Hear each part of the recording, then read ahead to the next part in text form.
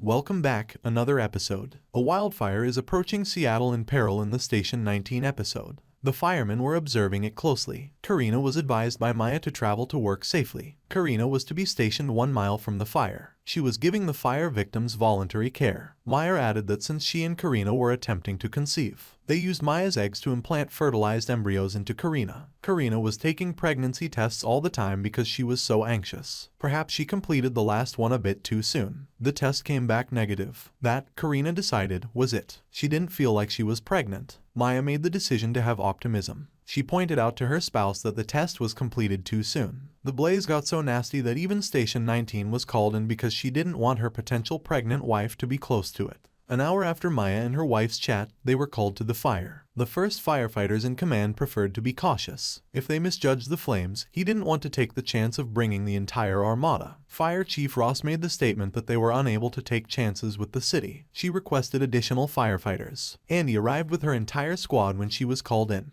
It was their final chance to collaborate with Vic. Vic was in motion. She was on the National Crisis 1 call. She completed it with money from a foundation. Since the new job is headquartered on the East Coast, it would be advantageous for her to be able to oversee the program from there. Vic had to mature. She had to carry on assisting others by promoting Dean Miller's curriculum. Naturally, Montgomery was sad to hear of her new employment. He centered her advancement on himself. How is he going to make it without her? He said that Vic was the only one keeping the plants alive and that he harmed them. Vic responded, "That's a lie. Every few weeks, she purchases fresh plants because Montgomery actually killed them." Vic also chastised him for using her to promote him. Their friendship was the best. He needs to be encouraging her when she eventually moves into her ideal position. She wasn't like Montgomery, who stays put since he desires to be in the same situation after losing his spouse. Montgomery was in need of a confidante. He went looking for Dominic. Because Dominic and Theo are employed by the privatized fire department, they were given the task of preserving a costly structure. They didn't provide medical care or distribute their possessions to the actual firefighters. Theo was the only one to pitch in when he could. He wanted to assist Andy with a budget issue, so he quit his work at Seattle Fire. It wasn't because he wanted to quit assisting people or because he detested his work. That is to say, Andy is spared the guilt trip for his continued desire to assist others. Theo handed them some water. It assisted in extinguishing the little fires started by the wind.